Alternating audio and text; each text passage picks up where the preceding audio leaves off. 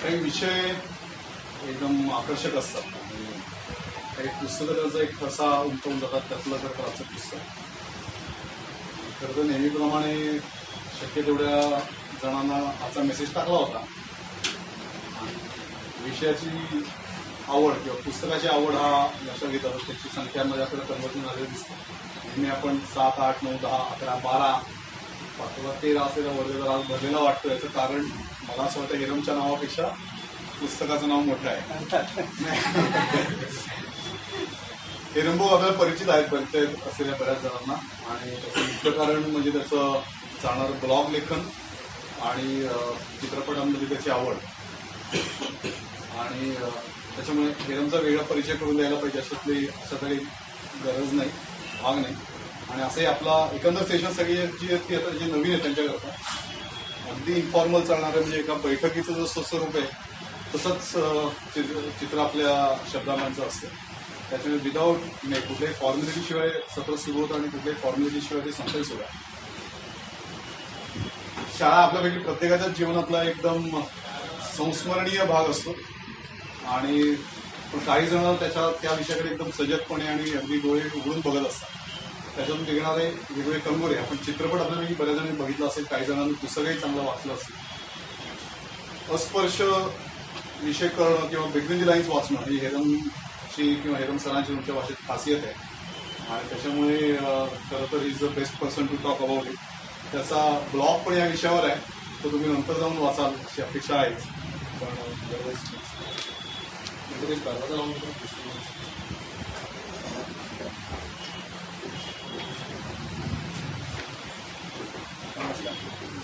जसं आता विनोद सर म्हणाले की काही पुस्तकं असतात ज्यांच्या वेगळेपणामुळे आपल्याला एक आकर्षण असतं. ते नक्कीच म्हणजे स्वतः जोगेकर सर इथे उपस्थित आहेत म्हणजे नक्कीच शाळा आणि मिलिंद गोखील सरांचं तेवढं आणि अर्थातच ते पुस्तक तेवढं प्रभावी आहेच. तर सुरू करण्यापूर्वी किती जणांनी वाचलंय पुस्तक शाळा आणि फक्त आपला हा विषय नाही आता पण त्या अनुषंगाने आलं म्हणून चित्रपट किती जणांनी बघितला.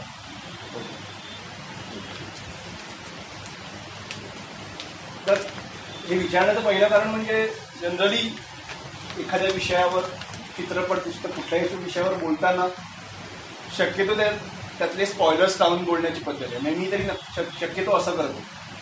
पण आता शाळा हे पुस्तक असं आहे की तसं बघायला गेलं तर फक्त 2 विषयांवर गोखिलांनी लिहिलं आहे. म्हणजे ॲटलिस्ट असं त्यांनी आपल्याला भासवण्याचा प्रयत्न केला. त्याला आपण बळी पडता कामा नये किंवा आपण बळी पडू नये अशी त्यांची इच्छा आहे. कारण त्याच्यात प्रचंड रिडिंग बिटवीन द लाईन्स करावं लागतं. त्यांनी अनेक विषयांना स्पर्श केलेला आहे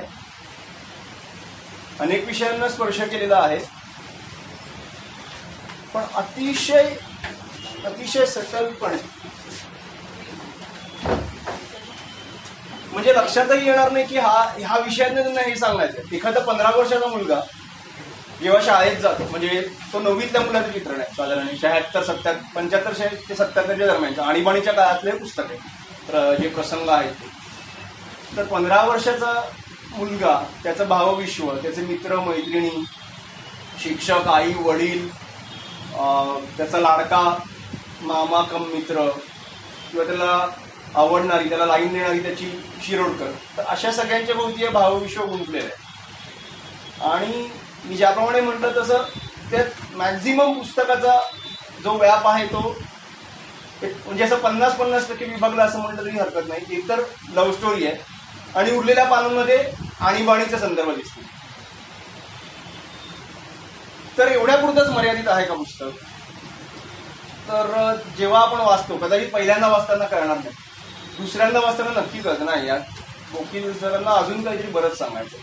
मग ते म्हणजे माझ्या बाबतीत पण असं झालं. पहिल्यांदा वाचताना मला काही संदर्भ कळले, पुन्हा वाचलं त्याची एक स्टोरी नंतर सांगितली.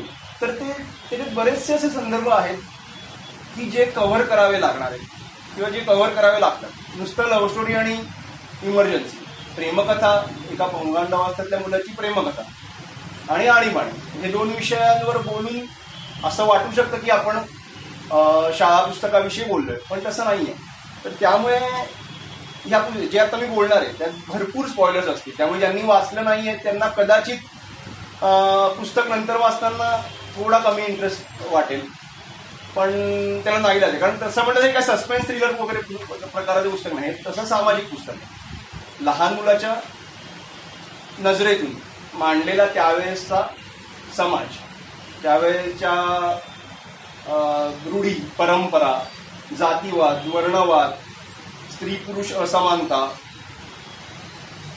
त्यानंतर अगदी म्हणजे एवढ्या छोट्या छोट्या मुद्द्यांना वकिलांनी स्पर्श केला की आपल्याकडे असणारं गोऱ्या रंगाचं महत्व या विषयावर त्यांनी अतिशय अचूकतेने असं मार्मिकपणे 2-3 वेळा वर्णन आलेलं आहे. तर हे सगळं मी शक्यतो कव्हर करायचा प्रयत्न करणार आहे. हे साधारण पुस्तक मला वाटतं 2004-05 मध्ये आलेलं, म्हणजे मला स्वतःला ते वाचायला उशीर झाला. मी 2009 साली वाचलं. तर त्याच्यानंतर मग एकदा वाचल्यावर प्रेमात पडल्यासारखं झालं, त्यामुळे पुन्हा वाचलं गेलं ते. मग तेव्हा ऍक्च्युली पारायणं झाली माझी बऱ्याच वेळा वाचून. मग वकिलांची मेलामेली वगैरे पण झाली. तर असं झालं की त्याच्यानंतर मी वाचलेलं नाही, पण ते असं माझ्या एवढं बसलेलं डोक्यात घट्ट की मी ब्लॉग पोस्ट लिहिलेली होती त्याचे मी म्हणजे प्रिंट आउट काढून, कारण बरेच मुद्दे आहेत त्याच्यात, ते सगळे म्हणजे नाहीतर हे होईल म्हणजे विस्कळीत होण्याची शक्यता आहे. त्यामुळे ते एक एक मुद्दे आपण बघत जाऊया. तर त्याप्रमाणे त्या ब्लॉग पोस्टची प्रिंट आउट आहे. आणि मग एक एक जे मी मुद्दे आता मांडले ते थोडं स्पष्टीकरण, आणि बऱ्याच वेळा असं होईल की जे मी सांगेन काही त्याला अनुसरून किंवा त्याच्या अनुषंगाने वकिलांनी पुस्तकात काय म्हटलंय किंवा कुठला प्रसंग आहे, कुठली व्यक्ती काय म्हणाली, त्याची पार्श्वभूमी पुस्तकात काय आहे, आपल्याला काय दिसतं आणि प्रत्यक्षात काय अर्थ आहे. तर हे सगळं साधारण समजून घ्यायचा आपण जरा प्रयत्न करूया. शाळा मी म्हटल्याप्रमाणे साधारण 75-76च्या दरम्यानचं डोंबिवलीतल्या, तेव्हा डोंबिवली गाव असणाऱ्या गावातल्या एका मराठी माध्यमाच्या मध्यमवर्गीय आर्थिक परिस्थितीतल्या मुलांच्या शाळेचं चित्रण असं आहे.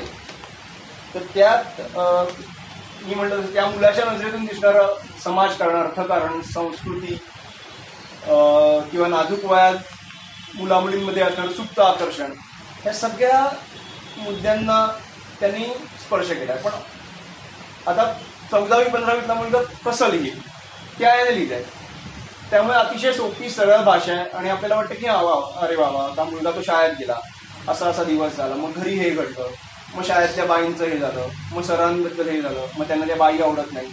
तर असं सगळं त्याचा दिवसभराचा दिनक्रम साधारण असेल. मग ते मुलं शाळेच्या आधी जमतात, मग मस्करी करतात, मग मुलींना छेडछाडी किंवा शिट्ट्या वाजवणं, नंतर ते असं ते सगळे जे दिवसभरात साधारण मुलाच्या त्या आयुष्यात जे प्रसंग असतील ते त्यांनी मांडले. ते अतिशय सोपं वाटणाऱ्या भाषेत गेल्या.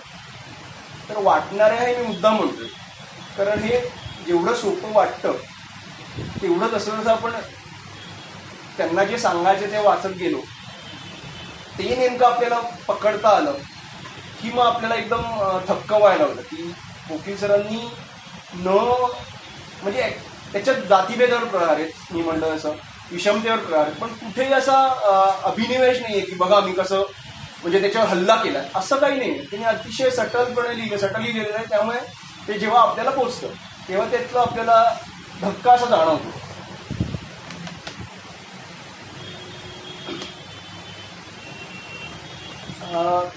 सुरुवातीला एक सांगतो की म्हणजे मिलिंद वकिलांची पुस्तकं मी शाळा सोडून सुरुवातीला कुठली वाचली नव्हती जास्त.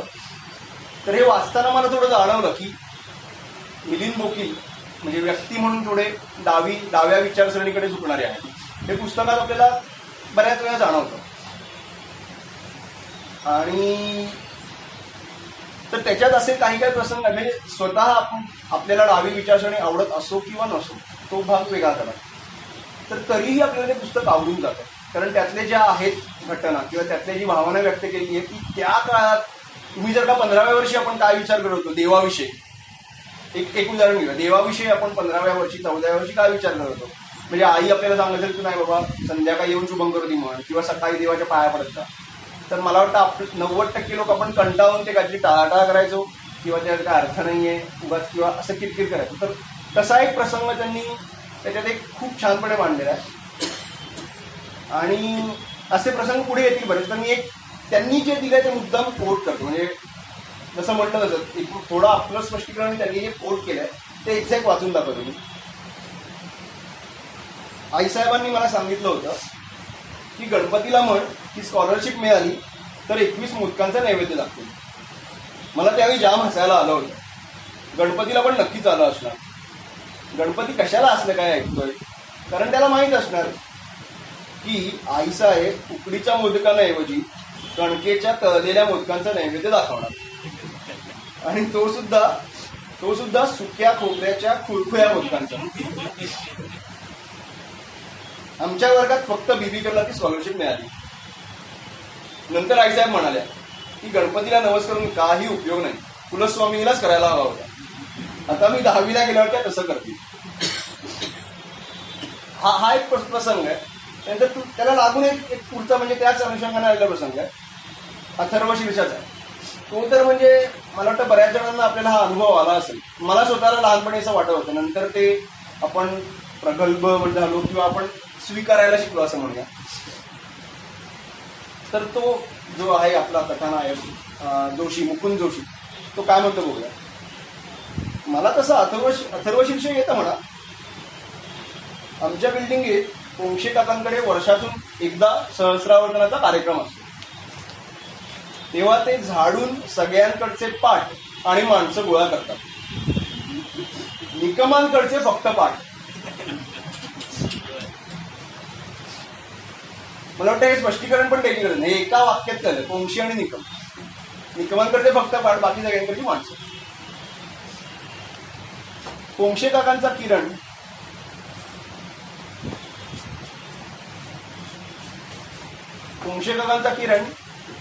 तेव्हा आम्हाला आदल्या दिवशी सांगतो की उद्या काय माहितीये का, उद्या आमच्याकडे गणपतीला गणवायचा कार्यक्रम आहे. कारण ते 10-15 लोक गोळा करतात. त्यांना साबुदाण्याची खिचडी आणि केळी देतात. त्यातल्या एकाने ते अथर्व शीर्ष म्हटलं तरी सगळ्यांनी म्हटलं असं समजतात आणि आकडा वाढवतात. त्यामुळे त्यांचा कार्यक्रम 2-3 तासात आवरतो. गणपतीला काही कळत नसणार, पण यांचं चालूच. म्हणून मी सुरुवातीला सांगितलं की थोडं डावीकडे झुकणार आहे. ईश्वर न मानणं, नास्तिकता, तर हे सगळे प्रकार आहेत त्याच्यात. त्यामुळे आपली विचारसरणी कुठली आहे ती तात्पुरती बाजूला ठेवली किंवा तटस्थ राहिलो आपण तरी त्या अनुषंगाने आपण जर काय बघितलं तर हे नक्की पटण्याजोगं आहे की म्हणजे जर का सहस्रावर्तन आपल्याला करायचं आहे तर 1000 वेळा सगळं म्हटलं जावं असं 14 वर्षाच्या मुलीला नक्की वाटणं स्वाभाविक आहे त्या काळी. त्याच्या पुढे आता हे साधारण हे म्हणजे त्यांनी असा प्रयत्न केला की जे नवस सायास दैववादी किंवा देवांवर विश्वास ठेवून परिश्रमांवर विश्वास नसणारे किंवा श्रम न करता, जसं आता आपल्याकडे म्हणतात एखादी वस्तू हरवली तर कार्तवीर्यांना जप करायचा, पण कार्तवीर्यांना जप करताना तुम्ही वस्तू शोधली तर ती मिळेल. हे आमच्या घरात नेहमी होणारा एक नेहमीचा संवाद आहे. कार्तवीर्यांना नुसतं म्हणून होणार नाही, ती वस्तू शोधली आणि तेव्हा तुम्ही जर का जप केलात तर ती वस्तू मिळू शकते. तर जे देवावर फक्त विश्वास ठेवून कृती करत नाही त्यांच्यासाठी हा त्यांनी 14 वर्षाच्या मुलाच्या तोंडून वदवलेला किंवा दिलेला धडा आहे. अनेक प्रसंगांमध्ये जातीभेद किंवा जातीपातींवरचे जे जातीभेद जे आहेत आपल्या समाजात तेव्हा तर आतापेक्षा जास्त प्रखर किंवा प्रभावी असतील. त्या जातीभेदांवर त्यांनी अनेक प्रसंगांमध्ये अनेक छोट्या छोट्या वाक्यांमधनं हल्ला केलेला आहे. तुला मी म्हणलं तसं अभिनिवेश कुठेही नाही, म्हणजे तो हल्ला केला हे पण करणार नाही. जरा वेळाने लक्ष देत आईला हे असं होतं बापरे. सांगतो उदाहरण काही. नरुमामा एक पात्र आहे त्याच्यात, जो जोशाचा म्हणजे मुकुंदाचा अगदी लाडका मित्र कम मामा. म्हणजे जर मामा सगळ्या त्याच्याशी इंग्रजी चित्रपट बघणारा त्या काळातला त्याचा एकमेव ओळखीची व्यक्ती म्हणजे मामा. त्यामुळे तेव्हा मामाशी सगळं बोलत असतो. शाळेत काय, बाबांचं काय, आईचं काय, मित्रांचं काय, हे सगळं मामाशी तो शेअर करत असतो. त्यामुळे तो मित्रच असतो मामा म्हणजे. तर त्याचं लग्न ठरवण्याचं चालू असतं. तर मामाला ख्रिश्चन मुलीशी लग्न करायचं असतं आणि निव्वळ यामुळे मुकुंदला मामाबद्दल अजून म्हणजे असा आदर असतो की बाकी सगळी कसं ठरवणार, मग ते आपल्या जातीतली मुलगी बघणार, मग ते कार्यक्रम होणार, मग मानपान, मग हुंडा, मग सगळे विधी आणि मग लग्न होणार. असं आपल्या लाडक्या मुकुंद मामाच्या बाबतीत होणार नाहीये. त्यामुळे याचा उगाच म्हणजे मुकुंदला उगाच अभिमान असतो, वा आपला मामा असा ग्रेट आहे असं. तर ते काहीतरी बी नसतं पुढे आणि तो एक कोणतरी देशमुखाच्या पोरीशी लग्न करतो. तेव्हा त्याची आई अशी एकदम भडकून, मुकुंदाची आई एकदम म्हणते मग याला मामाला, मामाला, का आपल्यातल्या मुली मेल्या होत्या का, आपल्यातल्या मुली मेल्या होत्या का, तू हिच्याशी कशाला केलंस, अशा छापाचं. म्हणजे त्या कसं असतं, जे आपण प्रौढ घरातली मोठी माणसं जे आपण बोलतो, जे विचार केले जातात, जे संस्कार केले जातात, ते आपोआप संस्कारक्षम पिढीतल्या मुलांकडनं ते उचलले जातात. त्याचा अर्थ लावणं हे मी म्हटलं त्याप्रमाणे नंतर प्रगल्भता आल्यावर होतं, पण सुरुवातीला ते जे आहे तेच योग्य वाटत राहतं. त्यामुळे नकळत मुकुंद आणि त्याच्या पिढीवर होणारे हे संस्कार असे दाखवले की आपल्या जातीतलीच मुलगी हवी किंवा लग्नात मानपानच हवा. तर अजून एक प्रसंग असा आहे की नरुमामाचं लग्न होतं, तर ते गावाला सगळे गेलेले असतात. तर तिकडे त्याची मुकुंदाची ओळख होते एका नवीन मित्राशी, अशक्या गायकवाड. तर आणि तेव्हा मुकुंदाचं एकीकडे शाळेत शिरोडकर त्याला भेटलेली असते, थोडी ओळख झालेली असते, बोलणं वगैरे झालेलं असतं, पण ती अशी एक हुरहुर असते त्याच्या मनात. तर ते नेहमी ते अशोक आणि मुकुंदा भेटल्यावर नेहमीप्रमाणे त्यांचं असं इकडच्या तिकडच्या गप्पा होतात. मग शाळा, मग काय, मग तो ह्याला विचार तुझी कोणी लाईन आहे का, तो हा आहे पण काय माहीत नाही काय असं तसं. हा त्याला विचारतो अशोकला की तुझी काय आहे का, म्हणे हो आहे ना आम्ही. मग म्हणे तुम्ही काय कुठे तुझ्या शाळेत आहे का, भेटता का, म्हणे हो आम्ही भेटतो, हो आम्ही भेटतो, बोलतो, एकत्र फिरतो, मजा करतो. ते मुकुंदासाठी हे एकदम असं शॉकिंग असतं की आपल्याला आवडत्या किंवा आत्ताच्या भाषेत क्रश, आपल्या क्रश बरोबर भेटणं, बोलणं, फिरणं, अरे बापरे सही आहे. म्हणजे तो म्हणतो तू एकदमच म्हणजे तुझं सगळंच मार्गी लागलं, सेट झालंस तू, तुझं अगदी म्हणजे जमून गेलं, तुझं अभिनंदन वगैरे करतो अशोकचं.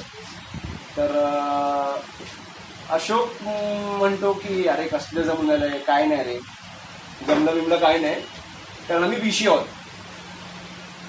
तर तेव्हा मुकुंदला काही एवढं कळत नाही, पण आपल्याला कळतं, वाचक म्हणून आपल्याला तो धक्का बसतो. तो बरोबर त्यांनी बोकिलांनी साधलेला आहे. सगळं असं गोड गोड गोड गोड करून शेवटच्या वाक्यात दणका. आणि जवळपास अनेक प्रसंगांमध्ये हे तुम्हाला आढळेल की असं एक आपल्याला वेसावत ठेवून किंवा गुडी गुडी असं दाखवून शेवटी असं एक जोरदार हल्ला केला जातो किंवा पायाखालची चादर खेचणं ज्याला म्हणतात, तशा स्वरूपातले अनेक प्रसंग आहेत की अजून एक आहे की आईची मैत्री, त्याच्याच भाषेत सांगतो, आईची मैत्री निकम काकूंची आहे. त्यांच्यात कधीही एकमेकींची भांडणही होत नाही, त्यांचं एकदम एकमेकींची चांगलं पटतं, एकदम चांगल्या मैत्रिणी आहेत. आणि पोंक्षे काकूंची कायम वादविवाद होत असतात, त्या भांडकुळ पण आहेत. आणि निकम काकू अगदी आईची चांगली मैत्रीण आहे, पण तरीही सवाष्ण म्हणून जेवायला पोंक्षे काकू आणि ब्राह्मण म्हणून जेवायला किरणला. आणि त्याच्यात तो त्याचं शेवटी त्याला हे कळत नाहीये, पण तो शेवटी त्याचं एक निरीक्षण वेगळं मांडतो की ब्राह्मण म्हणून जेवायला किरणला तो नेहमी पानात सगळं टाकत असला तरी त्याच्या दृष्टीने तो पानात टाकणारा किरणला आपण बोलावतो, त्याला त्याच्या पलीकडचं काय कळत नाही. पण म्हणून म्हणलं हे सटल आहे किंवा हे बिटवीन द लाईन्स, हे आपल्याला करण्यासाठी ते लिहिलेलं आहे.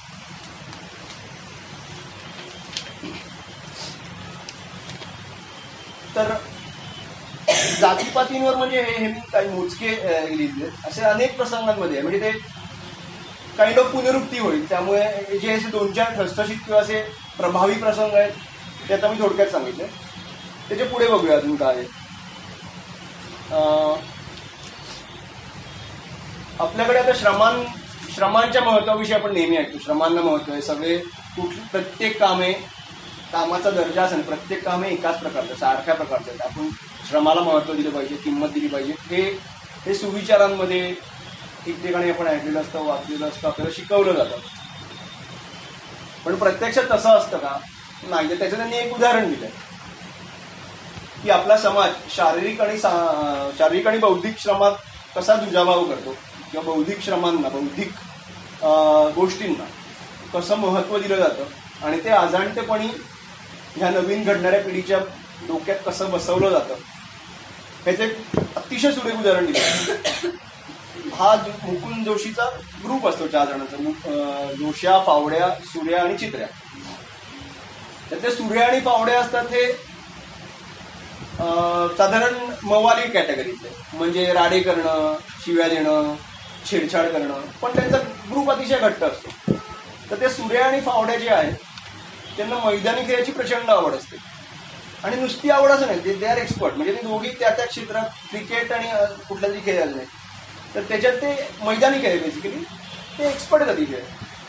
आणि त्यांना त्याच्यात पारितोषिक, चषक, कप वगैरे मिळालेले आहेत. आणि त्याच्या उलट जोशा म्हणजे मुकुंद जो आहे त्याचा बुद्धिबळ अतिशय आवडत आहे. तो त्याला बाबांनी शिकवलेला असतो, त्याचा उल्लेख येईल नंतर सांगतो.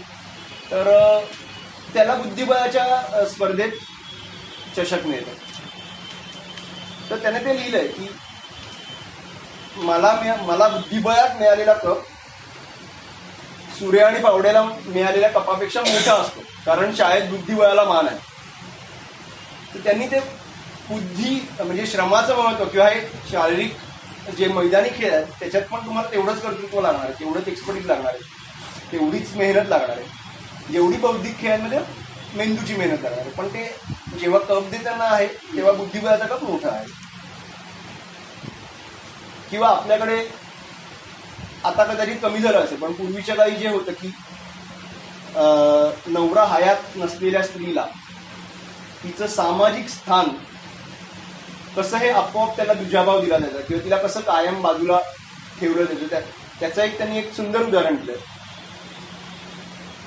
तो जो फावड्या म्हणून मुलगा असतो, तर त्याची आई, फावड्याची आई पूर्वी म्हणजे नवरा असताना आडवं कुंकू लावायची, पण आता लावत नाही. तर तो जो चित्र्या असतो, चित्र्याला त्या आडव्या रेघेत कुंकू कसं बसतं हे बघायचं असतं. पण ते आता शक्य नाही, कारण फावड्याच्या आईला कुंकू लावण्याविषयी कोण समजावणार. सो पुरुषप्रधान समाजात नवरा नसल्यावर स्त्रीच्या अगदी छोट्या छोट्या आवडीनिवडी किंवा छोट्या छोट्या इच्छा ह्या सामाजिक रूढींमुळे कशा दबल्या जातात, किंवा त्याच्यावर कसा समाजाचा चुकीचा प्रभाव असतो, असं त्यांनी एक चपखलपणे सांगितलेलं आहे. किंवा आर्थिक आणि सामाजिक जी दरी आहे, आपल्या भेदभाव जे आहेत, त्याच्यात एक भाई शेट्ट्या म्हणून पात्र आहे, ते सूर्याच्या ओळखीचं असतं. तर त्याने ते सरळ सांगतो असतो, भाई शेट्ट्या म्हणतो की पायलीभर भातासाठी काही करणारी नायकी नाही आमच्या इथे. ते तेव्हा त्यांना त्याचा अर्थ कळत नसतात, पण पायलीभर भातासाठी काही करणारी नायकी म्हणजे आपल्याला कळतं काय आहे तिचं सामाजिक स्थान काय, दर्जा काय, आणि ती जी का करते, आर्थिक परिस्थितीची नाही किंवा इतर काही तिला करू शकत नाही म्हणून ती करते. किंवा मी मगाशी म्हटलं तसं 1-2 प्रसंगांमध्ये असं होतं की ते अडकतात काहीतरी, तर शिक्षा होणार असते म्हणून याला घेऊन जातात. कारण हा गोऱ्या रंगाचा असतो, गोऱ्या पोरांवर लोकांचा विश्वास बसतो, त्यामुळे त्याला पुढे करून त्या संकटातून किंवा त्या प्रसंगातून सही सलामत सुटतात. त्याने ते मांडलंय की गोऱ्या पोरांवर लोकांचा विश्वास बसतो, त्यामुळे तू चल माझ्याबरोबर. त्यामुळे कसं गोऱ्यांनी केलेलं सगळं बरोबर आहे आणि इतरांचं वागणं सगळंच प्रश्नार्थक किंवा संशयास्पद असतं, असं आपल्या भारतीय समाज मनात जी एक रुजलेली मानसिकता आहे त्याच्यावर तो केलेला आघात आहे. मला वाटतं तुम्ही ते नंदिता दासने केलेलं वाय ब्लॅक इज ब्युटिफुल एक आहे, जस्ट सर्च इट, यूट्यूबवर तिने युट्यूबवर तिने एक लेख लिहिलेला आहे, तर त्याच्यात तिने ते एक्सप्लेन केलं. ते अतिशय सुंदर. म्हणजे तिने आता जे फेअरनेस क्रीम्स वगैरे जुनी आहे, मला वाटतं 8-10 वर्षांची आहे, फेअरनेस क्रीमच्या अगेन्स्ट तिने कॅम्पेन केलेलं आहे. ते मला तेव्हा ते वाचताना एकदम आठवलं की म्हणजे हे त्याच्याशी संबंधित आहे. पुढची गोष्ट म्हणजे जो आपल्याकडे लग्नातला भपकेबाज किंवा समारंभातला भपकेबाजपणा, म्हणजे मानापमान आहे, साड्या, हॉल, वाजंत्री, वराती, घोडे जे काय आहे त्याच्यावर त्यांनी एक इनडायरेक्टली हे केलं. आणि त्याचबरोबर तेवढ्यावर थांबले नाही, त्याच्या अनुषंगाने जे आपल्याकडे एक वधूपिता आणि वरपिता किंवा वरपक्ष आणि वधूपक्ष यांच्यामध्ये जी एक विनाकारण दरी असते की म्हणजे वधूपिता म्हणजे तुम्ही राजकुमार संतोषीचा लज्जा मला वाटतं सगळ्यांनी बघितला असेल, नसेल वैद्य नक्की बघा.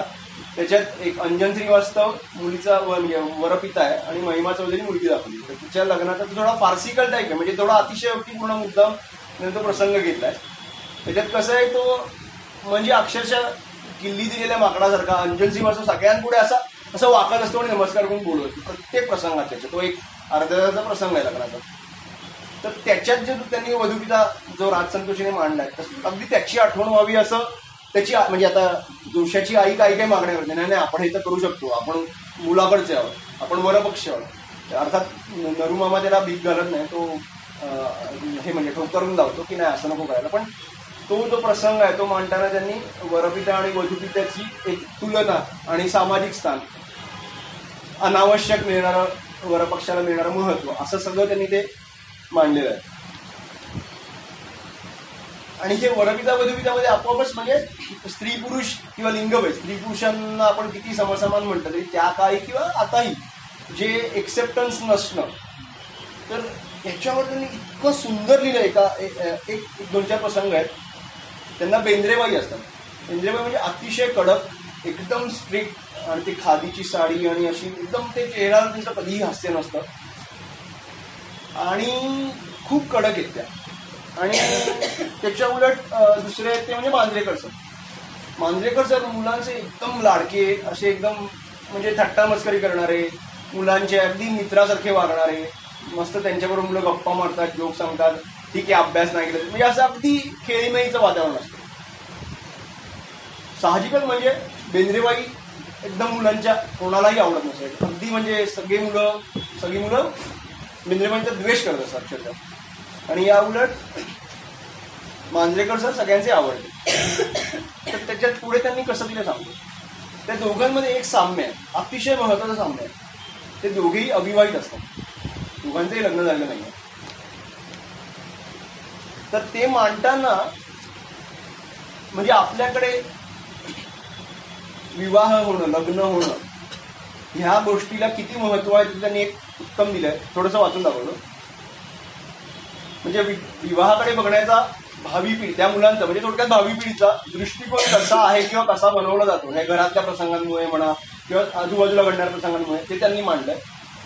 की बेंद्रेबाईंचा उल्लेख करताना असे काही काही आहेत की बेंद्रीण लग्न झालेलं नाही यायचं तरी सदैव तोऱ्यात असते, किंवा बेंद्रेबाई त्या सूर्याला शिक्षा करतात एकदा, तेव्हा सूर्या म्हणतो ह्या बेंद्रिणीला मी शाप देतो की हिचं कधीही लग्न होणार नाही.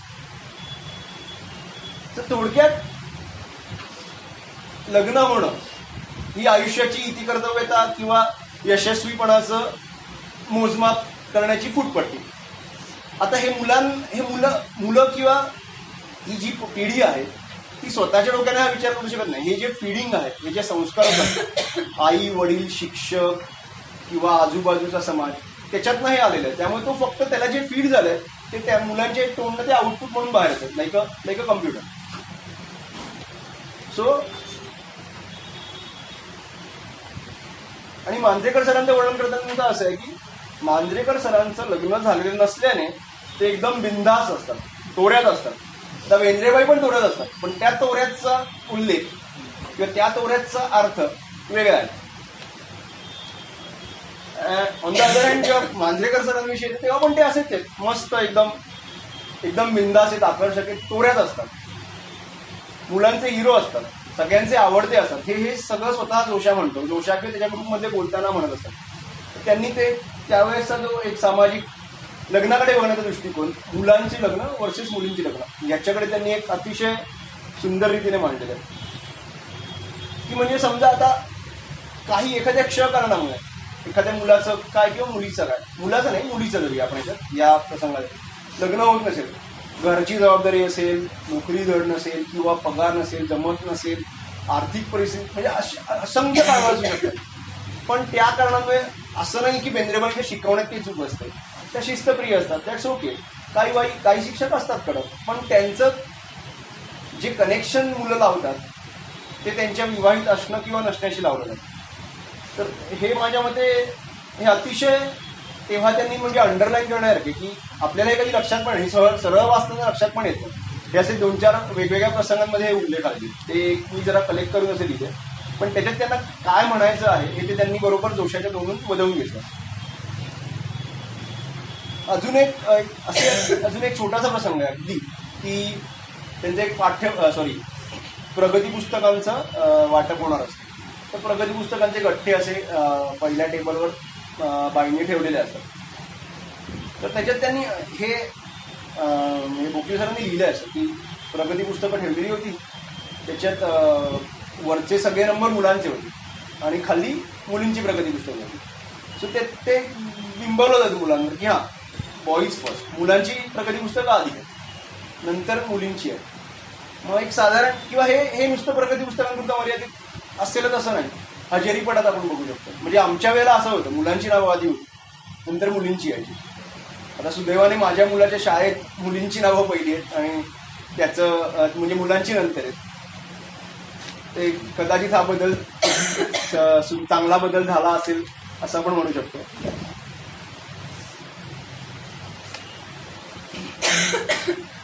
तर अजून एक आहे की मी म्हटलं वेगवेगळे आहेत. आता आर्थिक आपण म्हणतो, स्त्री पुरुष भेदभाव किंवा सामाजिक, त्याच्यात एक वयात येणाऱ्या मुलामुलींचं एक आकर्षण हा त्यांनी खूप अतिशय सुंदर पद्धतीने त्याच्यात घेतलं. म्हणजे त्याच्यात काही असे प्रसंग पण आहेत की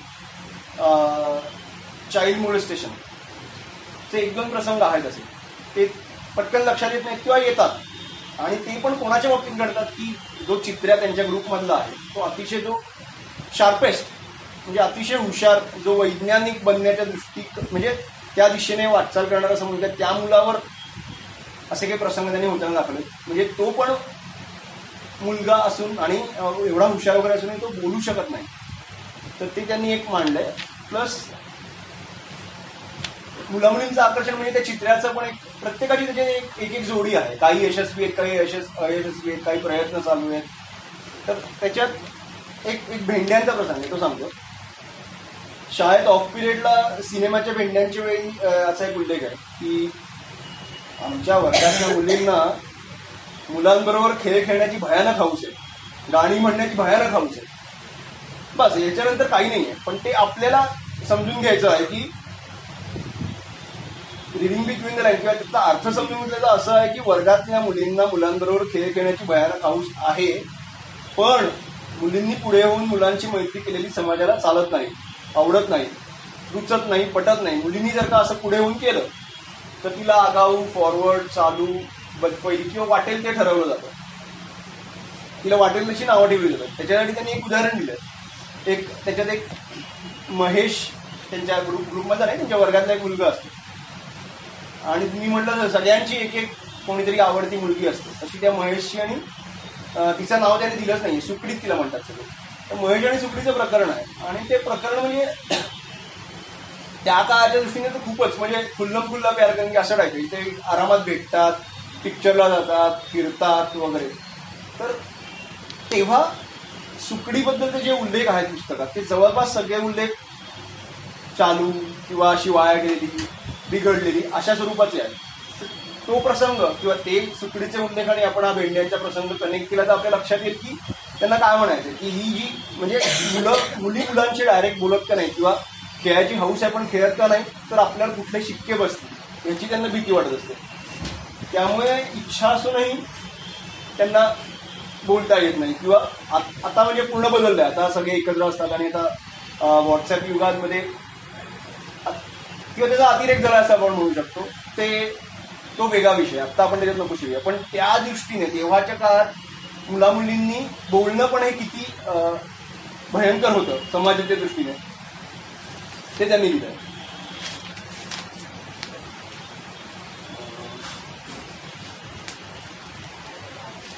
ओके, मी जसं म्हटलं की हे बरेचसे विषय आहेत, त्याच्यात ऑब्व्हियसली आणीबाणी आणि प्रेमकथा हे सगळ्यात हायलाईट केलेले विषय आहेत. तर म्हणजे जेव्हा जेव्हा तुम्ही असं कोणाशी बोलला असाल शाळा पुस्तकावर, तर आपोआप पहिला हाच विषय की हो शाळा, अरे मस्त काय लव्ह स्टोरी आहे. तर ती लव्ह स्टोरी फक्त नाही आहे, त्याच्यात दिसणारं म्हणजे पूर्ण दृश्य स्वरूपात तिकडे आणीबाणीचे असंख्य उल्लेख आहेत.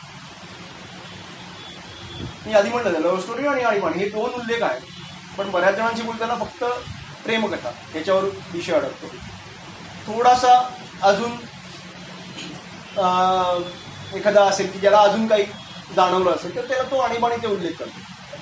मगाशी म्हटलं शाळा पिक्चरमध्ये सुजडा आगेने दुर्दैवाने फक्त आणीबाणी आणि प्रेम हेच दोन विषय घेतले, कारण बोकिलांनी ते स्पष्ट लिहिले. ते करण्यासाठी तुम्हाला काहीही रिडिंग बिटवीन द लाईन्स करायला लागलं. तू वाक्य वाचलं की त्या वाक्याचा तोच्या तो अर्थ आहे, तर ते तेवढंच घेतलं जातं. पण हे जे आत्ता एवढ्या वेळ मी सांगितलं किंवा इथे इतर जे मुद्दे आहेत ते कुठेही चित्रपटात आलेले नाही. असो, तर ते आणीबाणीचं त्यांनी कसे उल्लेख केलेत किंवा काय काय त्यांनी कसं दाखवलं ते आपण बघूया जरा. अतिशय गमतीशीर आहे की त्यांना तेव्हा आणीबाणीचा काळ चालू आहे. अर्थात मुलांनाही काही माहीत नाही, कुठल्या तरी मोठ्यांकडनं काहीतरी उल्लेख ऐकतात, त्यांच्या चाळीत एक ग्रुप असतो, तो आणीबाणीचा विरोधक असतो, त्यांना पकडलं जातं, असे उल्लेख आहेत. त्या मुलांना अजूनही कळलेलं नाहीये काय आणीबाणी बाबा, आणि ते शक्य तितक्या रीतीने दाबलं जातं, मुलांना सांगितलं जात नाही त्याला. त्याच आणीबाणीला, आणि ही म्हणजे 21 महिने चालू होती आणीबाणी, याच्यात काहीही नागरिकांना अधिकार नव्हते. इंदिराजींनी केली. तर म्हणजे कोणालाही संशयावरून सरळ धरपकड करणे, जे या पुस्तकात दाखवलं, चार तरुणांना ते सरळ पकडून घेऊन जातात. तर ह्याचा कुठेही त्यांनी आणीबाणी असं मुलांना दाखवताना म्हणजे शाळेच्या जेव्हा मुख्याध्यापक त्यांचे भाषण करतात किंवा इतर प्रसंगी जेव्हा विषय निघतात तेव्हा आणीबाणी हे म्हणत नाही, ते काय म्हणतात अनुशासन. अनुशासन हे शिस्त आहे, हे तुम्ही शिस्त लागावी समाजाला, बिघडलेल्या समाजाला शिस्त लावावी म्हणून हे चाललेलं आहे. याला म्हणजे आणीबाणी असा उल्लेख येत नाही त्याच्यात. आणि ते त्यांना इतिहासात त्याच वेळेला त्याच दरम्यान इतिहासात त्यांना फ्रेंच राज्यक्रांती शिकवली जाते. म्हणजे फ्रान्समध्ये कसं राज्य उलटून टाकलं, आणि त्याच वेळेला आपल्या देशातच चालू असलेली आणीबाणीचा त्यांना पत्ताही नसतो. थोडक्यात आणीबाणीचा अतिरेक किंवा शैक्षणिक क्षेत्र तेव्हाचं आत्ताचं व्हॉटेवर तेव्हापासून करंट अफेअर्सशी किंवा सद्यस्थितीशी कसं डिस्कनेक्टेड आहे ते त्यांनी थोडक्यात सांगितलं. शैक्षणिक क्षेत्रावर आपण घेऊया पुढे, आणीबाणीचं थोडं सांगतो अजून. एक सुंदर प्रसंग आहे, तो मी थोडा वाचून दाखवतो. एका प्रसंगात मुलांना अनुशासन गीत, पुन्हा म्हणतो अनुशासन गीत त्याला म्हणत असतात. एका प्रसंगात मुलांना अनुशासन गीत हम होंगे कामयाबी म्हणायचं असतं, म्हणजे ते दररोज म्हणत असतात. तर त्याच्या पुढे ते असं आहे, हम होंगे कामयाब असं ते म्हणतो आपण कोरस टाईप किंवा यॉडलिंग सारखं थोडंसं. तर ते म्हणायचं असतं. ते सुरुवात होते तेव्हा सुरुवातीला सगळ्यांना ते म्हणायला खूप मजा येते. म्हणजे गाण्यापेक्षाही गाणं, त्याचा अर्थ वॉटेवर त्याच्याशी त्यांना काही घेणं देणं नसतं. ते लाईनीत उभे असतात, मस्करी करत असतात, ते म्हणल्यावर सगळे अगदी छान म्हणत असतात. तर एक दिवस होतं, 2 दिवस होतं, ते म्हणजे आणीबाणी सुरू झालेली त्याचा अर्थ. आणि ते रोज शिस्तीत उभं राहून ते प्रार्थना आणि हम होंगे कामयाब पुढे चालू आहे. ते सगळे मस्त मुलं की एन्जॉय करतात. आणि मग काही दिवसांनी असा तो जोशाच्या बोलण्यातनं उल्लेख येतो की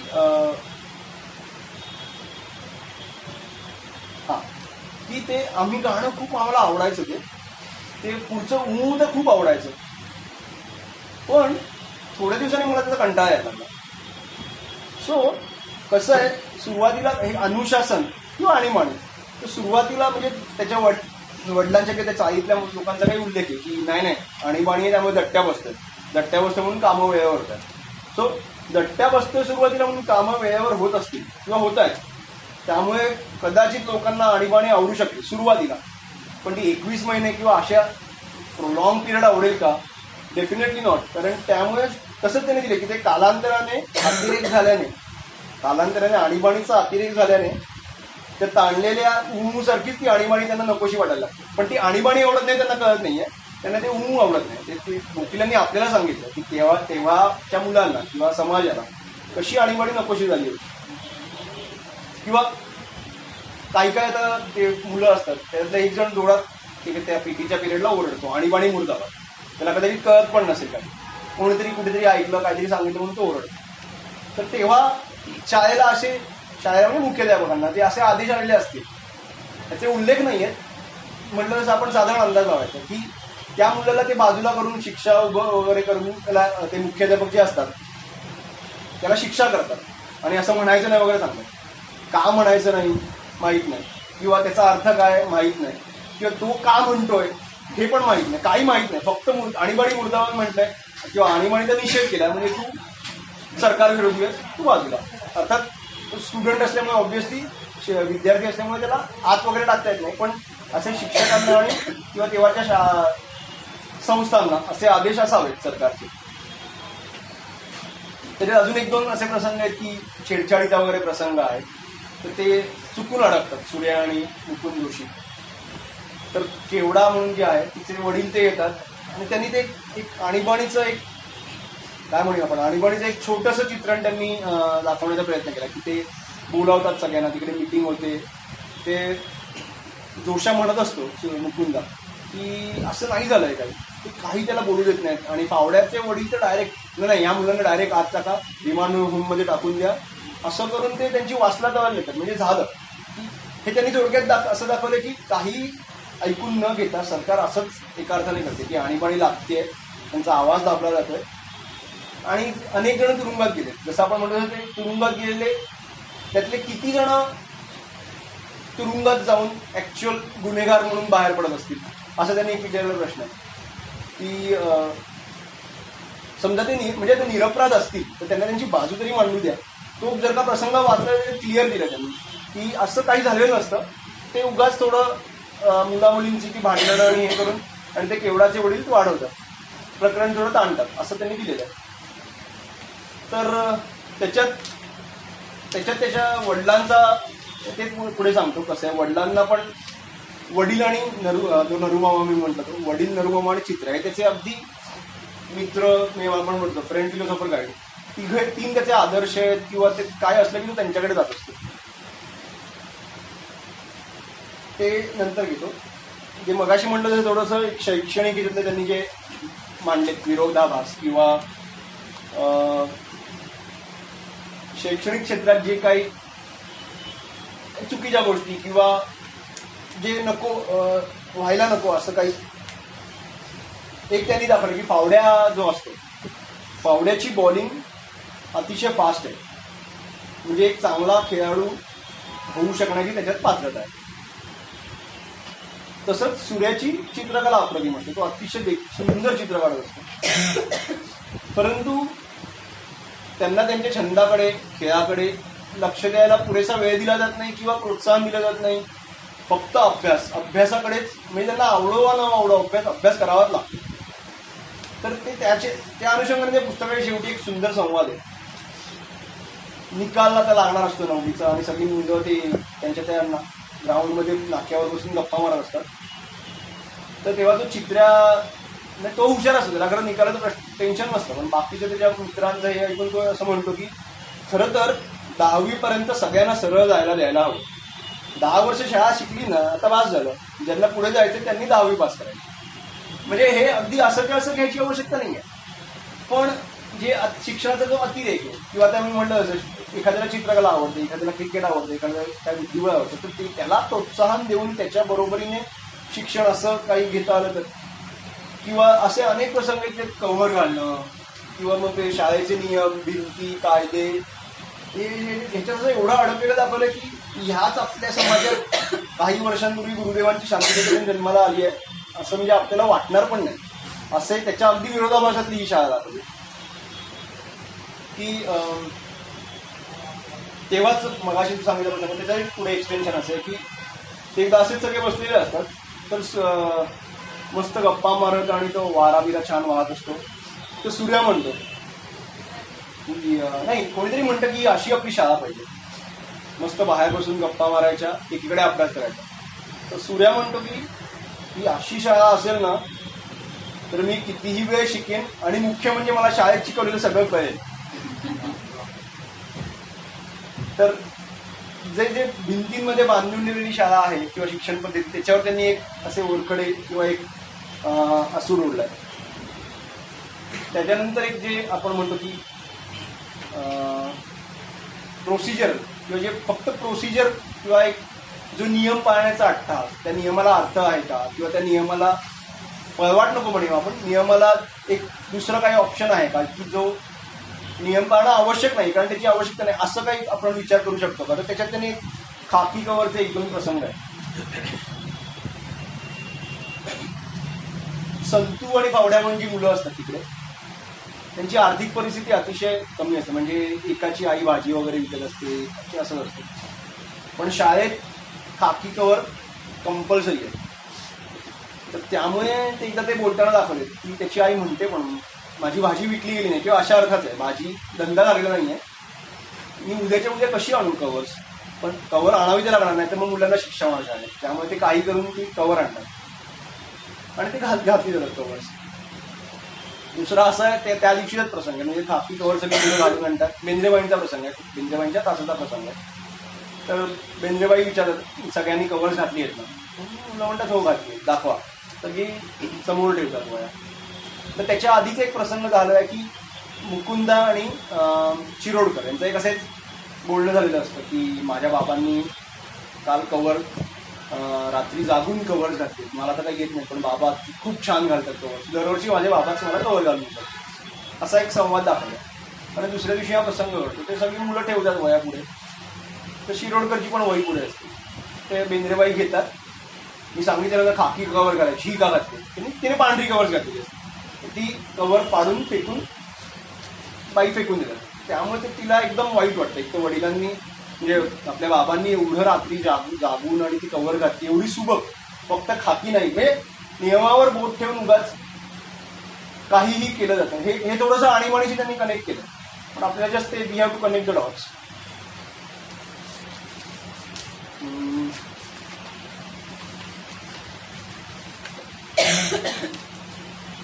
थोडंसं ते नरूमामा आणि याच्याबद्दल सांगतो. नरूमामा, चित्र्या, बाबा.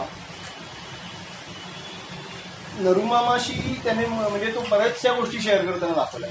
म्हणजे तेव्हाचे जे म्हणजे आता म्हटलं इंग्रजी पिक्चर बघणं किंवा अगदी शाळेतल्या मुलींविषयी बोलणं किंवा आज काय झालं, आज आम्ही असं असं गेलेलो, मग सूर्याने शिट्टी मारली, किंवा अगदी मनापासून मला हा आवडत नाही विषय किंवा मला हा कळत नाही गणित, हे सगळं तो त्या मामाशी बोलत असतो. आणि मामा पण तो आपला भाचा आहे किंवा लहान आहे असं वयाचं हे काही अंतर दाखवून न देता अगदी मित्रासारखा वागत असतो. त्यामुळे अनेक प्रसंगांमध्ये ना जे त्यांना वकील जरांना जे सटली मांडायचं नसेल समजा, तर ते त्यांनी मामाच्या तोंडून बोलावलेलं आहे. त्या काळातला जो एक बॅलन्स, जो एक प्रतिनिधी जो असेल, जो त्या काळाच्या इतरांच्या तुलनेत नक्कीच अल्पसंख्याक असेल, पण ते अल्पसंख्याकांचं प्रतिनिधित्व म्हणजे धार्मिक नाही म्हणते मी, बौद्धिक म्हणतो, त्यांचं प्रतिनिधित्व नरूमामाच्या वतीने त्यांनी दाखवलेलं आहे. किंवा त्याच्या वडिलांचे असं त्यांना कसे कमी प्रसंग आहेत, पण जे जे प्रसंग आहेत तिकडे वडिलांनी त्याला बरीचशी साथ दिली असं दाखवलं. की किंवा बुद्धिबळ शिकवण्यापासून ते सगळं तो वडिलांकडनं शिकलेला आहे. आणि त्याच्यानंतर पुढे मग बुद्धिबळाची स्पर्धा होते, मग शिरोडकर ती बघत असते म्हणून ते काही करून जिंकायचं वगैरे अशी ती त्याला ते एक तयार होते. पण ते वडिलांचं त्याला ते प्रोत्साहन दाखवलं. किंवा जो एक प्रसंग म्हटला की सूर्या आणि जोशावर आळ येतो उगाच तिला छेडल्याचा, तर तेव्हा वडिलांना बोलावलं जातं. तर हा मुकुंदा खूप घाबरतो की चिठ्ठी आली आहे आणि आता नक्की आपल्याला शाळेतनं काढणार, कारण मुख्याध्यापक अतिशय कडक असतात.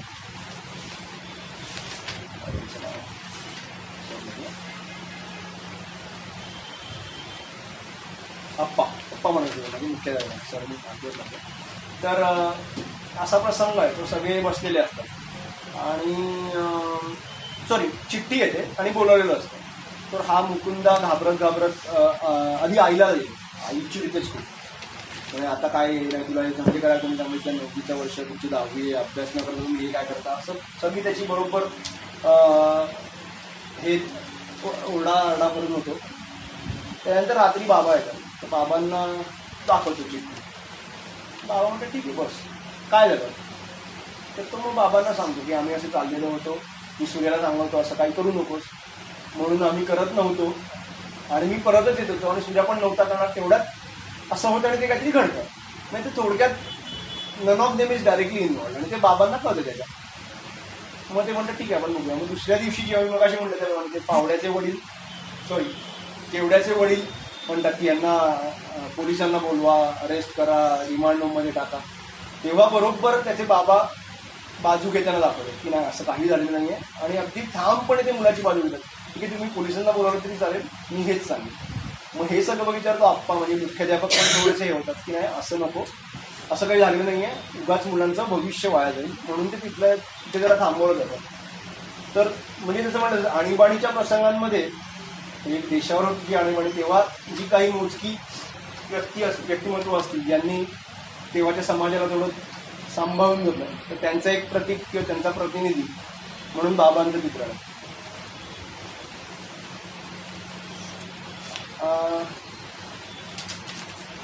आणि थोडंसं म्हणजे सगळ्यात महत्त्वाचं हे मुद्दामी महत्त्वाचं म्हणजे लेखात पण ते सगळ्यात शेवटी झालेलं आहे. सगळ्यात महत्त्वाचं म्हणजे शिरोडकर बद्दल असंख्य उल्लेख ऑब्व्हियसली बिकॉज शी आत्ताच्या आपल्या भाषेत हिरोईन पिक्चरची किंवा पुस्तकाची.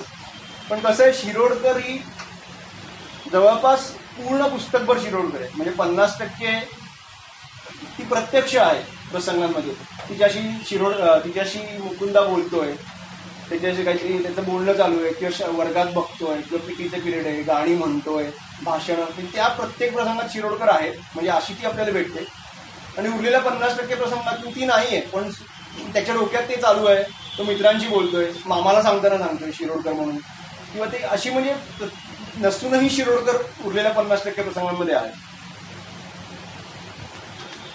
तर त्याच्यात आणि त्यांनी असे अनेक छोटे छोटे प्रसंग मांडलेले आहेत की म्हणजे तो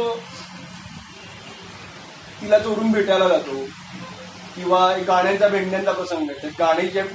गाणी जी असतात तिच्यासाठी म्हटली जातात किंवा तिच्यासाठी तो जो कव्हर्सचा प्रसंग आहे तेव्हा तो काहीतरी घडतं आणि ते बेंद्रेबाई त्याच्यावर चिडतात. म्हणजे तो तिच्यासाठी पट्ट्या खातो. पण ते त्याने दिलं मला पट्ट्या मारल्याचं पण काही वाटलं नाही कारण मी शिरोडकरसाठी पट्ट्या खात होतो. किंवा स्काउट कॅम्पला ते गेलेले असतात तर तिकडे ओव्हरनाईट कॅम्प असतो, तिकडची त्यांची जी मजा आहे म्हणजे ते रात्री कॅम्पफायर करून गाणी म्हणतात. तो म्हणजे already he is into the भविष्यात तो गेलेला असतो. म्हणजे कसं दाखवलं आहे की तो एवढा इन्व्हॉल्व असतो की समजा आता आपल्याला म्हणजे झालं आता लग्न करायला लागलं आपल्याला, तर शाळेनंतर काही वर्षांनी लगेच लग्न करायचं असेल तर मग मला नोकरी करायला लागेल. पण मग नोकरी कशी मिळेल, मग मला शिकायचं पण आहे. मग तो नाईट कॉलेजची चौकशी करतो किंवा मुंबईत भाड्याने घरात कसं राहायचं असतं, कुठे राहायचं असतं, काय करावं लागतं, किती भाडं असतं, ती सगळ्याची तो चौकशी करून त्याचा ऑलरेडी डोक्यात शिरोडकर बरोबर संसार सुरू झालेला असतो. तर असं हे घडत असतं आणि तो म्हणजे त्याचं चांगलं पण दाखवलं की त्याला हे कळतं की नाही आता आपल्याला she is my life partner, she is my soulmate, ते त्याच्या डोक्यात फिक्स आहे. मग आता आपल्याला नोकरी करायची आहे नंतर, तर मला आता अभ्यास करायला लागेल.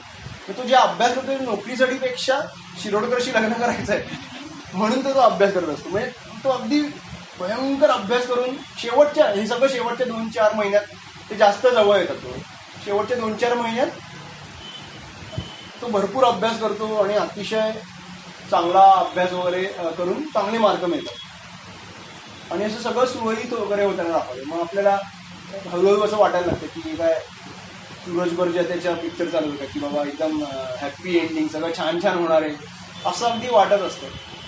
आणि मी जे मगाशी म्हटलं त्याप्रमाणे शेवटी असा एक जबरदस्त धक्का बसतो. तसं म्हटलं तर तो धक्का नाही आहे जबरदस्त, इट्स क्वाईट एक्सपेक्टेड किंवा असं पूर्वीच्याही अनेक प्रेमकथांमध्ये झालेलं आहे. पण ह्या पुस्तकाचं किंवा मुकुंद जोशीचं वैशिष्ट्य किंवा गोखल्यांचं वैशिष्ट्य असं की हे सगळं पट्ट्यांचा मार खाणे, अभ्यास करणे, रात्री जागरण करणे, गाणी म्हणणं, या सगळ्यांमध्ये आपण मुकुंदाबरोबर एवढे इन्व्हॉल्व्ह झालेलो असतो की तो धक्का आपल्याला प्रचंड जाणवतो. तो मला आत्ता नेमका मी तो परिचय तिथे घेतला नाही, पण तो असा घेतलाय की त्या शिरोडकरच्या वडिलांच्या बदल्या होत असते. त्यांनी सुरुवातीला दाखवली मोठमोठे, तो जेव्हा पहिल्यांदा तिच्याकडे जातो किंवा असे मोठे बॉक्स असतात सगळे बोके, तिच्याकडे हे काय आहे म्हणून, नाही माझ्या बाबांची बदली झाली ना म्हणून आम्ही आत्ता आलो. तर आता काय म्हणे आता काही 3-4 वर्ष होत नाही बदली, असं काही त्यांचं बोलणं झालेलं असतं. आणि रिझल्ट नंतर असं होतं की ती येतच नाही रिझल्ट घ्यायला. तर हा हैराण होतो, झालं काय, कुठे गेली. तर ते कोणाकडनं, त्या बाईंकडनं, कुठे मित्राकडनं वगैरे कळतं की नाही तिच्या बाबांची बदली झाली, त्यांना अचानक कालच जावं लागेल. ते गेले म्हणजे हे त्याला ती गेल्यानंतर कळतं की आता ती भेटणार नाही आपल्याला. आणि ऑब्व्हियसली फोन, पत्र, ॲड्रेस वगैरे असं काही प्रकार नव्हतेच तेव्हा. त्यामुळे एवढा तो शॉक बसतो आपल्याला. आणि ते शेवटी त्यांनी दिलंय की मी असा खडकावर बसलेला दाखवला. हा शेवट आहे चित्रपटाचा, सॉरी पुस्तकाचा शेवट आहे की कसं खडकावर ते असा बसला, विचार करतोय. ॲक्च्युली त्याला चांगले मार्क मिळाले, अतिशय चांगले मार्क मिळाले त्याच्या बाकीच्या ग्रुपपेक्षा. आणि तरी त्याला त्याचं मार्क मिळाले उपयोग काय आता. आणि ते दोघे, त्याचा सूर्या आणि हे जो असतो ते दोघे नापास झालेले असतात. शिरोडकर निघून गेलेली असते.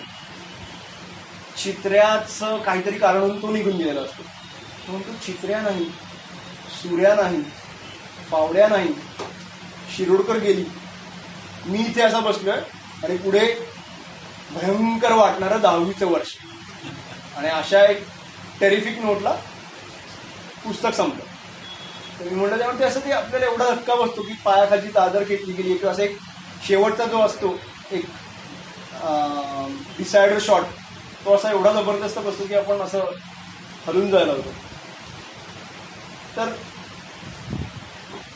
आपण पार्टनर वाचलं, पार्टनरमध्ये वपूंचा असा वपूंनी उल्लेख केला की म्हणजे वपूंनी म्हणजे त्या कथानायकाने की पार्टनर खराच होता की आपल्याला जे व्हावं असं वाटत होतं ते होण्यासाठी म्हणून एक कोणतरी काल्पनिक व्यक्ती होती.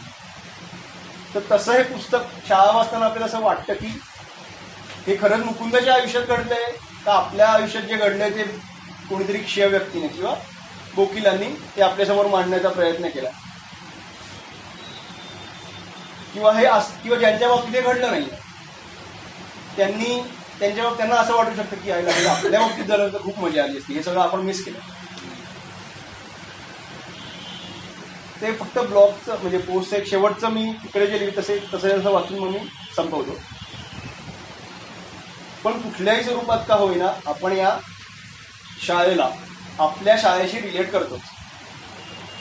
आणि मला वाटतं हेच शाळेतलं सर्वात मोठं यश आहे. आणि त्याबद्दल मिलिंद बोकीलांचे कितीही आभार मानले तरी ते मुकुंदाच्या शिरोडकरवर असलेल्या, चित्र्याच्या केवडावर असलेल्या, सुकडीच्या महेशवर असलेल्या, आंबेकरच्या मांजरेकर सरांवर असलेल्या प्रेमापेक्षा आणि समस्त पोरापोरींच्या मनात बेंदिणीबद्दल, अप्पाबद्दल आणि केवड्याच्या बापाबद्दल असणाऱ्या रागापेक्षा कित्येक पटीने कमीच असते.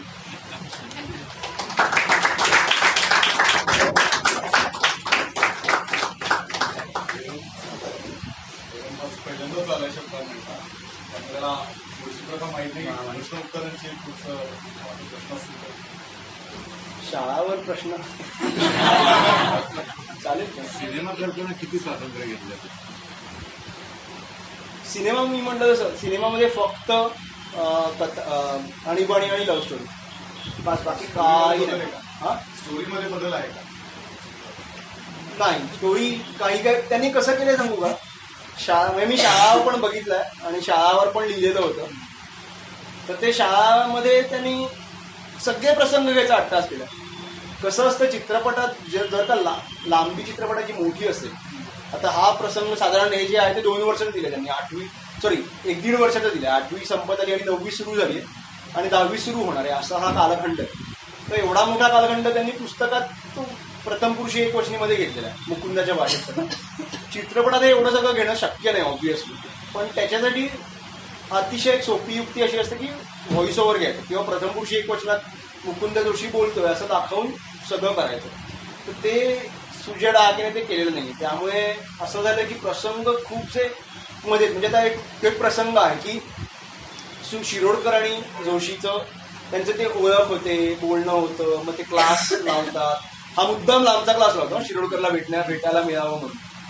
आणि ते एका मित्राला सांगतो की नाही, तो म्हणतो तू इथे कुठे आलास, तुझं तर घर तिकडे, तुझा क्लास त्या सरांकडे काय झाला आलास म्हणजे नाही हे सर चांगले शिकवतात. तर असं सगळं करून तो शिरोडकरचा क्लास लावतो. तर आणि मग त्यांचं ते हळूहळू ते पुस्तकातनं चिठ्ठी बिठ्ठी देणं वगैरे सगळं होतं.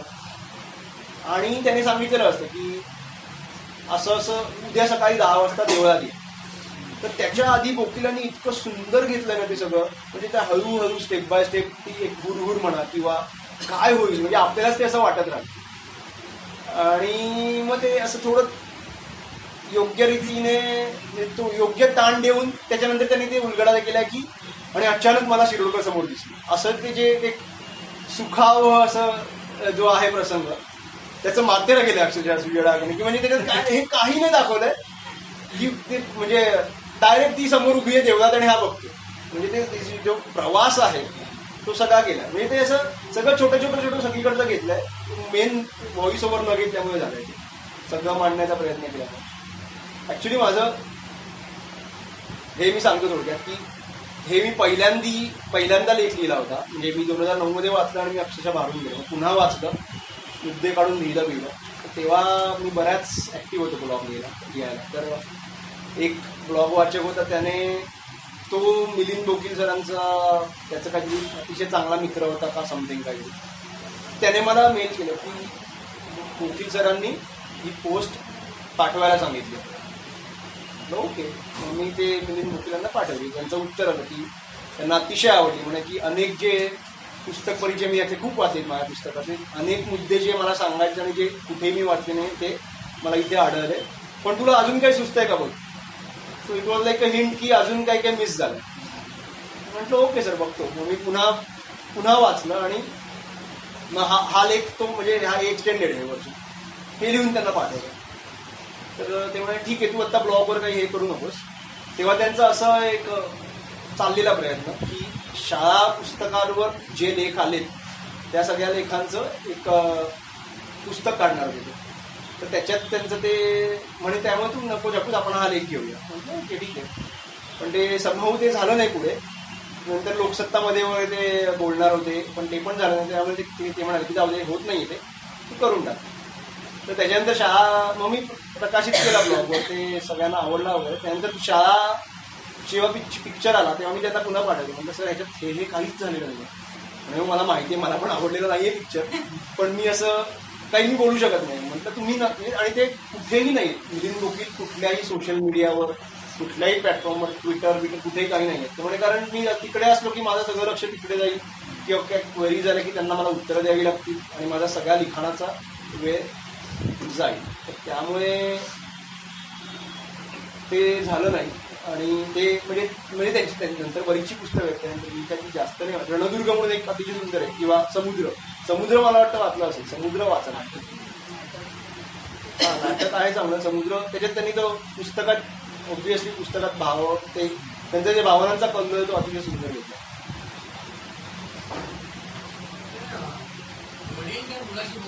हा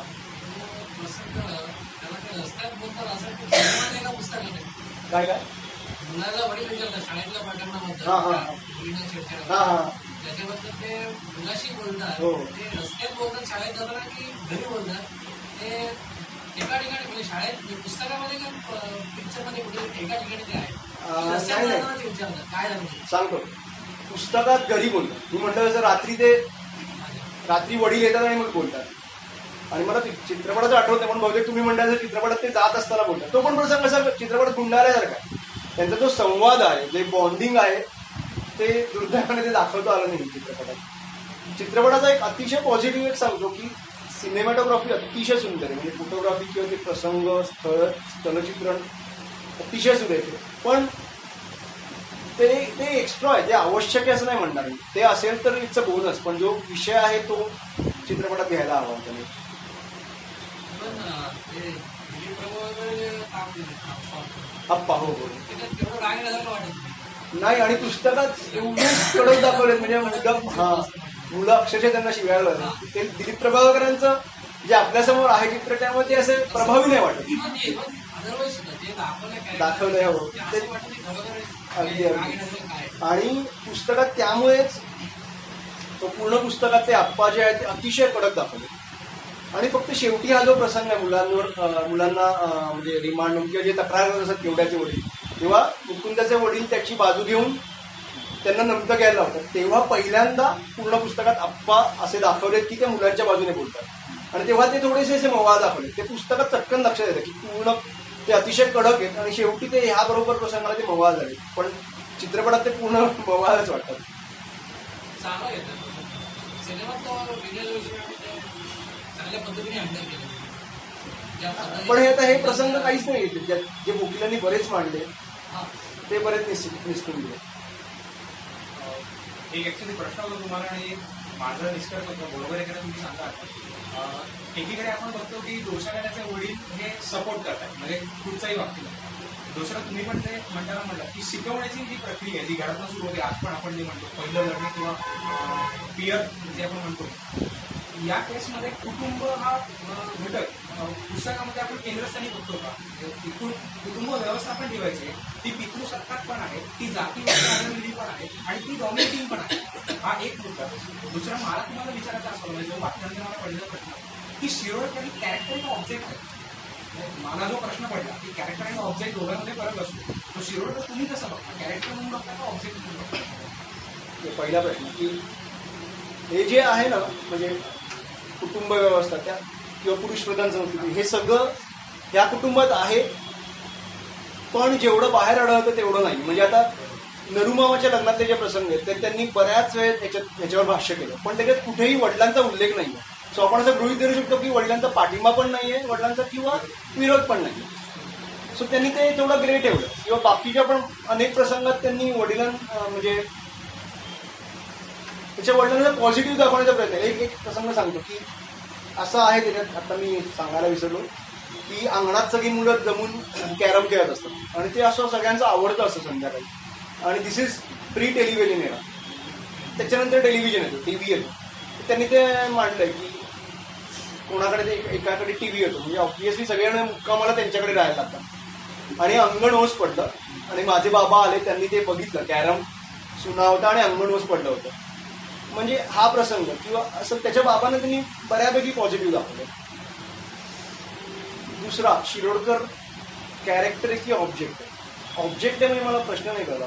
ऑब्जेक्ट म्हणजे तिच्या थ्रू तुमची स्टोरी किंवा तिच्या थ्रू समाजाची एक बांधणी अशी झाली तसं करणारा ते ऑब्जेक्ट बनते नाही असं म्हणजे इज द कल्प्रिट म्हणजे असं मला ऍक्च्युली काय माहितीये का पूर्ण प्रसंग मी म्हणतो तसं प्रथम पुरुषी जोशाच्या याने असल्यामुळे तिची बाजू असेल तरी आपल्याला कळणार नाही. कारण तिचे जे संवाद आहेत ना ते घेतले तरीही आता एक सांगतो की जे जोशाचे सगळे प्रसंग आहेत मुकुंद जोशी जे म्हणतो जे बोलतो जे ऑब्झर्वेशनशी मांडतो जे निरीक्षण मांडतो निष्कर्ष काढतो ते सगळे त्याच्या दृष्टीने आलेले आहेत. म्हणजे सूर्या काय म्हणतो हे मुकुंद काय म्हणतो हे आपल्याला माहिती किंवा मुकुंदाने सांगितलेलं आपल्याला माहिती. सेम शिरोडकरला मुकुंदाबद्दल काय वाटतंय हे मुकुंदला काय वाटतंय हे आपल्याला कळतं. शिरोडकरला काय पुढे समजा वकिलांनी शाळा 2 म्हणून शिरोडकरच्या प्रथम पुरुषी एकवचनी घेऊन किंवा तिच्या पर्स्पेक्टिव्ह तिच्या नजरेने जर का कादंबरी काढली तर आपल्याला या प्रश्नाचं उत्तर मिळू शकेल. पण राईट नाव हे सगळे प्रसंग त्याच्या नजरेने इतरांना काय वाटतंय हे तो आपल्याला सांगतो. तुम्ही त्यांच्याशी कधी या विषयात बोलता? हो माझं म्हणजे शाळा भरपूर मेल्स झाल्या आमच्या की या प्रश्नांची उत्तरं तुम्हाला मिळाली नाही हे मला हे असं प्रश्न नाही पण म्हणजे हे लक्षात नाही आलं असं. पण त्यांना जे बऱ्याच त्यांचा कटाक्ष हे होता जातीभेद स्त्री पुरुष विषमता वर्णभेद आणीबाणी ऑब्व्हियसली. तर हे सगळे जे मी लिहिले त्याच्यात त्यांना ते सगळे बऱ्यापैकी पटलेले होते किंवा त्यांनी असा कदाचित आउट ऑफ म्हणजे बिंग मॉडेस्ट त्यांनी काय असा विरोध किंवा असं काही कुठे मला मेलला असं आलं नाही. पण ते म्हणजे त्यांनी सगळं त्यांना बऱ्यापैकी ते आवडलं होतं असं मला वाटतं. माझ्या माहितीप्रमाणे ते डोमिनिकन आहे. हो का? नाही ते आता सध्या म्हणजे मी माझं जेव्हा म्हणते की पुण्यात आहे. माझ्या माहितीप्रमाणे डीएनसी मध्ये जोशी आहेस कुठे? हो ही शाळा डीएनसी नाही ही शाळा जी आहे त्याचं सगळं वर्णन डीएनसीला मॅच होणार आहे. आधी सांगायचं राहिलं सगळं डीएनसीच आहे पूर्ण. त्यामुळे ते डीएनसीचं मला माहित नव्हतं असेल म्हणजे त्यामुळे त्यांनी डीएनसीच्या अँगलने घेतलं असेल. मला एक जोशी हायस्कूल आणि त्याच्यावरती मध्ये शाळेजवळ मोकळं मैदान किंवा पुढे आहे विचार कुठेतरी कुठे मैदान आठवते काय? डीएनसीचा तेव्हा 50व्या वर्षाचा कार्यक्रम झाला होता तेव्हा ते आले होते. अच्छा सॉरी मला ज्यांनी कोणी झालं त्यांना असं वाटलं त्याच्यामुळे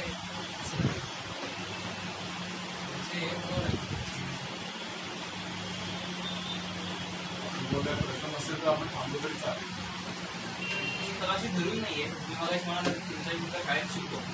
तुम्हाला या पुस्तकातनं भेटलेली शाळा तर तुम्ही अनुभवलेली शाळा आणि तुम्ही तुमच्या मुलाच्या नजरेतनं अनुभवलेली शाळा किंवा त्याचा एक भाव होईल यात तुम्ही फरक कसा कराल किंवा काय बदल आहे तुमच्या पूर्णच बदल आहे. म्हणजे काहीच साम्य नाही अगदी. म्हणजे ते काय ते काळानुरूप होणार आहे. म्हणजे आता अगदी फी पासून मला 7 रुपये फी होती महिन्याला. त्याच्यात त्याची तो 1 किलोमीटरची त्याची बसची फी येते शाळेपासून ते मी सांगतो ना. हा मटेरियलिस्टिक झाला सांगतो ना. ग्रुप किंवा म्हणजे आता शाळेत जे शिकवणं आहे हे एवढं कमर्शियल आहे किंवा जे सगळं आहे ते कमर्शियल म्हणजे ते तुम्हाला ताडून बघितलं जातं की तुमची आर्थिक परिस्थिती आहे काय एवढी तर तुम्ही या शाळेत घेऊ शकता. असं डायरेक्ट घेतलं जात नाही. पण तुम्ही ती फी तुम्हाला परवडली नाही तर तुम्ही आपोआपच नाही जा. किंवा एक अतिशय चांगला याच्यात सांगतो काय झालंय. खूप मोठा मुद्दा नाही आहे पण माझ्या वेळेस सांगतो की जेव्हा आपल्या इथे गॅदरिंग व्हायचं म्हणजे आता ॲन्युअल डे ते जे गॅदरिंग व्हायचं तेव्हा आमच्या शाळेत असं नव्हतं की जे बाईंचे लाडके असतील ते 4 जण आणि त्या 4 जणांचे अजून 4 जण आवडीचे अशा 8-10 जणांचं नाटक किंवा गाणं किंवा नाटुकलं जे काय असेल तसं व्हायचं. तर आम्ही दुर्दैवाने या कुठल्याही कॅटेगरीत नसल्याने फार कमी वेळा चान्स मिळाला तेव्हा. तर आत्ताच्या शाळेत हे खूप चांगलं आहे. म्हणजे आता असं की काही मुलांना नको पण असेल तरी त्यांना भाग घ्यावा लागतो कारण इन्क्लुझिव्ह सगळ्यांनी स्टेजवर येऊन यू हॅव टू परफॉर्म. म्हणजे ते स्टेज फिअर घालवण्यासाठी असेल चांगली गोष्ट किंवा एक सगळ्यांनी एकत्र करून येऊन करायचं असेल असं म्हणून असेल ते एक चांगली गोष्ट आहे. पण बाकी सगळ्याच दृष्टी म्हणजे आपल्या शिक्षिका म्हणजे बऱ्यापैकी ॲक्सेसिबल होत्या. कधी तुम्ही जाऊन भेटू शकता. आता कसं तुमचं ओपन हाऊस असेल किंवा PTA पेरेंट टीचर असोसिएशनचा जो मेंबर असेल त्याच्या थ्रू तुम्ही कॉन्टॅक्ट करू शकता. सुदैवाने आमच्या याच्या शाळेत एवढं स्ट्रिक्ट नाही आहे. मोबाईलवर ते ॲक्सेसिबल आहेत पण ह्या अमुक वेळातच त्याच्यानंतर तुम्ही नाही करू शकत. फरक पूर्णच आहे. पैमलावस्था पण लवकर यायला लागली आणि आई वडील आणि मुलांचं नातं पण खूपच बदललं. खूपच होतं नाही अंतर वेळ ते सगळं ह्या सगळ्याचं महत्त्वाचं कारण म्हणजे over communication over accessibility over availability. हा मोबाईल तुम्ही म्हणजे आता मी माझ्या मित्राला अगदी सांगायचं तरी मला उद्याच्या शाळेची वाट बघायला लागायची. आता कसा घरातला मुलगा बाबा फोन दे आणि तो फोनवरून करू शकतो. त्यामुळे ते ओव्हर अवेलेबिलिटी झाली सगळं. त्यामुळे ते अंतर घरातल्यांचं कमी होऊन बाहेरचं वाढलं असेल किंवा कोणाचा पंगणावस्था लवकर आलेली आहे तर तो अजून एक वेगळा विषय की चित्रपट माध्यमं त्याचबरोबरीने फूड किंवा आपली जी संप्रेरकं आहेत ग्रोथ हार्मोन्स त्या सगळ्यातनं हे आलेलं आहे.